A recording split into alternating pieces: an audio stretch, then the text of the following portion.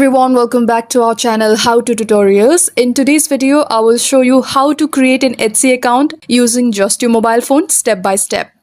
First, go to the Play Store or App Store and search for Etsy. Tap install, then open the app once it's done. Now tap on the profile icon at the top right and tap sign in. So at first, you won't see the register button. Enter your email here. You also have option to either continue with Google or with Facebook. For this video, we are going with email. And tap continue. And here finally comes the registration page. Now enter your first name. Create a strong password.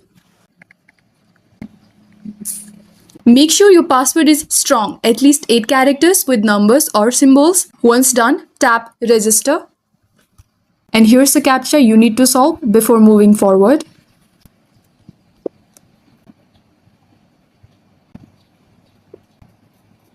Etsy may ask you to verify your email. Just open your box, find the confirmation message and tap the verify button.